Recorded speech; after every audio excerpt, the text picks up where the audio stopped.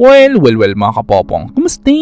Actually, bukod kasi doon sa ginagawang higpit ng Coast Guard ng China doon sa South China Sea/West Philippine Sea, ay paniguradong nabalitaan nyo rin ang nangyayari ngayon sa China. Yes, mga kapopong, at ito na nga walang iba kundi yung pagbaha na nangyayari doon. Pero ito kasing topic natin ngayon ay patungkol naman sa mga kakaibang bagay na aking na-discover na habang binabaha pala ang mga probinsya sa China mayroon rin palang kalokohan na ginagawa ang ilang opisyalis doon sa China na paniguradong ikagugulat mo rin mamaya. Well, anyway, isa-isahin na lang natin, ha?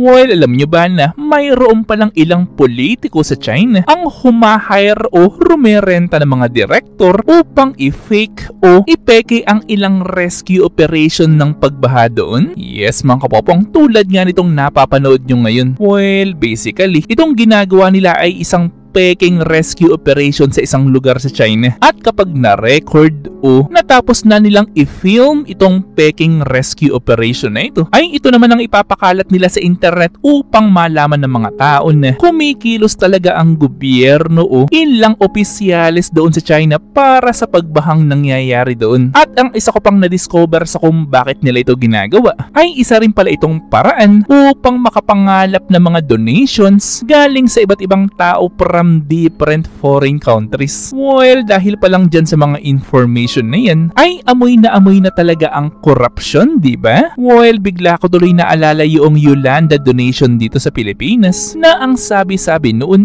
maraming yumaman na mga politiko sa Pilipinas dahil sa mga donations na yan. Anyway, wag na natin pag-usapan yan dahil hanggang sa ngayon ay mayroon pa ring mga tao ang iginigiit na wala naman daw nangyayaring corruption dyan sa Yolanda donation na yan. Anyway, dumako na lang tayo sa aking next na na-discover. Alam niyo ba ang isa sa mga dahilan o isa sa mga tunay na dahilan sa pagbaha sa Hebei province sa China? Actually, ito lang naman at base na rin sa isang news agency sa Amerika ay dahil daw ito sa pag-divert ng tubig na dapat dadaloy sana sa Beijing, China at sa Tianjin. Pero ang ginawa pala ng ilang opisyalis doon sa China pinadaloy na lang itong tubig na ito papunta doon sa Hebei province sa China. Yes, mga kapopong, kumbaga para masave o mailigtas ang lugar ng Beijing at Tianjin sa baha ay pinadaloy na lang ang malaking amount ng tubig papunta doon sa Hebei province sa China. Subalit itong pagpapadaloy at pagbukas sa mga spillway ng mga water dam doon ay hindi naman nila inaasahan na tuloy-tuloy pa rin ang pag-ulan na magaganap doon. At alam niyo ba ang resulta nito? Yes, mga kapopong, ang resulta nga nito ay ang malaking pagbaha doon sa Hebei province. At alam niyo ba ang mga reaction o mga komento ng mga taong naninirahan doon sa Hebei province sa China? Well, ito lang naman sinisisi nila ang mismong gobyerno nila doon. Yes, mga kapopong, hindi na talaga nakatiis ang ilang Chinese doon. Nasisihin mismo ang kanilang gobyerno, most especially doon sa parang local government ng Hebei, na ang report pa nga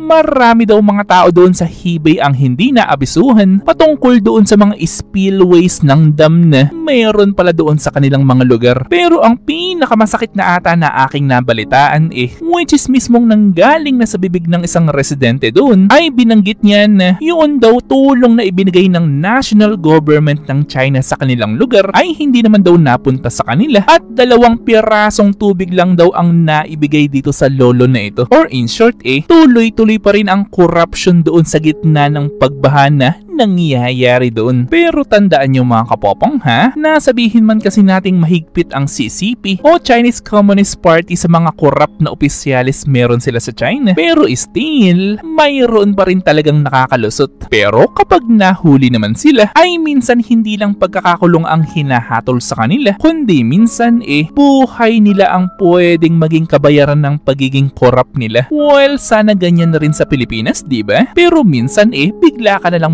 napapaisip na ito kayang nangyayari ngayon sa China ay yun ba ay isang klase ng karma sa mismong gobyerno meron sila doon? Most especially kay Xi Jinping. Pero yun nga lang na ang pagdurusa naman noong kasakiman na ginagawa ng ilang opisyales sa China minsan hindi tumatama sa mismong mga opisyales nila doon, kundi sa mga inosenteng Chinese na naninirahan din doon, na mga Chinese naman na hindi na rin nakakatiis upang iladlad ang tunay na ginagawa ng kanilang gobyerno sa China. Pero may tanong muna ako sa inyong mga kapopong sa inyong palagay o sa mismong inyong idea. Alam naman natin na super yaman na ngayon ng China, pero bakit kaya sa likod nitong progreso nila ay bakit parang ang kalikasan na mismo ang bumabawi sa kanila? Yun bang nangyayari ngayon sa China? Ay isa kaya talaga yung karma? Well, syempre gusto ko malaman ng inyong mga opinion, so i-comment lang yan sa baba. Ito ay aking babasahin ng personal at pupusuan. At syempre kung may natutunan o nalaman ka sa video ng ito ay mag-subscribe ka naman. At ito na yung inyong mga shoutouts. At kayo rin mga kapopong, kung gusto nyo rin magpa-shoutout o mag-request ng video ay i-comment lang yan sa baba. At muli ito yung Teacher Popong na nagsasabing, Te Amo!